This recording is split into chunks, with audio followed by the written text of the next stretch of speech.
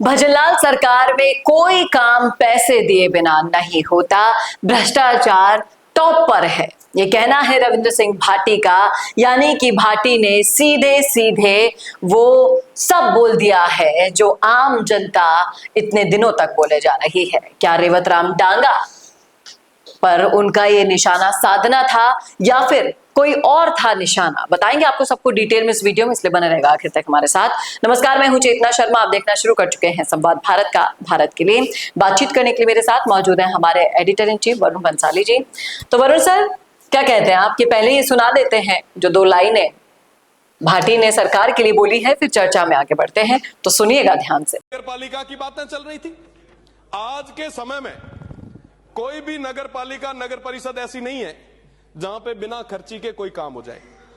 आज के समय में भ्रष्टाचार जो है दिन ब दिन बढ़ता जा रहा है। आम व्यक्ति की किसी तरीके की कोई सुनवाई नहीं है। अब बोलिए, आप क्या कहेंगे? आप कि भाटी का ये गंभीर आरोप कह लीजिए या तंज कह लीजिए, किसकी ओर इशारा कर रहा है? इस बात को आप सब समझिएगा कि इस पूरे वक्तव्य को कैसे लिया जाए। क्या इसे भाजपा और भाटी की अदावत की शुरुआत कह दी जाए, या फिर इसे कहा जाए कि ये भाटी का ऐसा बम है सत्ताधारी भाजपा के लिए कि अभी तक तुम मुझे हल्के में लोगे तो फिर मैं इससे बड़े भी प्रहार करने वाला हूं। क्या और किस तरीके से भाटी के इस वक्तव्य को लिया जाए, ये एक बहुत बड़ा प्रश्न है, क्योंकि यही वो भाटी हैं जो अपनी छात्र राजनीति से भाजपा में आना चाहते थे। टिकट नहीं मिलने पर कभी निर्दलीय के रूप में लड़ते थे छात्र संघ में और कभी निर्दलीय के रूप में लड़ते थे विधायक पर, हमेशा लेकिन आना भाजपा में चाहते थे। अब वही रविंद्र सिंह भाटी भाजपा पर सीधे सीधे करप्शन के आरोप लगा रहे हैं, बड़े आरोप लगा रहे हैं, और ये आरोप बिल्कुल सीधा है कि सिर्फ राजस्थान की सरकार पे नहीं है, ये आरोप उन पर भी है जिन्होंने चुना है कि राजस्थान में ये लोग नेतृत्व करेंगे, यानी सीधा भाजपा आलाकमान पर भी। रविंद्र सिंह भाटी के इस आरोप की वजह क्या है? क्या वो भाजपा से दूर हो रहे हैं, या फिर अब ऐसी कोई रणनीति इसके पीछे तैयार हो रही है जहां पर भाजपा को बड़ी अदावत देखनी पड़ेगी और रविंद्र सिंह भाटी भी इसके हिस्से हो सकते हैं? दूरी और नजदीकियों का समझ में नहीं आता। कुछ दिनों पहले वसुंधरा राजे के साथ जब ये मिले थे तो उस मिलने के क्षण को देखकर अचानक से ऐसा लगता है कि कुछ पक रहा है भाटी और वसुंधरा के बीच में, फिर अचानक से ये बयान आ जाता है। तो देखिए, वसुंधरा राजे का भी बहुत इंटरेस्टिंग मामला है, उसको भी आपको समझना पड़ेगा। वसुंधरा राजे का एक बहुत ही सशक्त कंधा है, कौन? जो कोटा के प्रहलाद गुंजल है, लेकिन अब वो कांग्रेस में है। वसुंधरा राजे के बहुत ज्यादा करीबी थे वो जाट नेता जो राजेंद्र राठौड़ से लगातार उनका संघर्ष रहता है, राहुल कस्वा, लेकिन अब वो भी कांग्रेस में है। वसुंधरा राजे के बहुत ज्यादा करीबी थे यूनुस खान, लेकिन अब वो निर्दलीय है।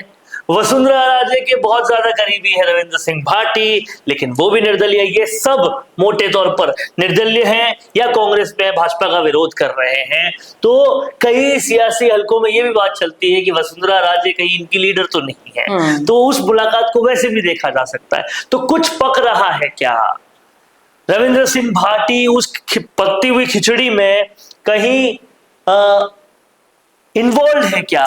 ये सारे सवाल बहुत बड़े हो रहे हैं, बहुत ऊपर जा रहे हैं, और इसके लिए ये जो भाषण दिया है रविंद्र सिंह भाटी ने विधानसभा में, इसको एक अलार्मिंग कॉल की तरह बीजेपी को लेना होगा, क्योंकि सब कुछ ठीक चल रहा है, कहीं कुछ गलती ना हो जाए।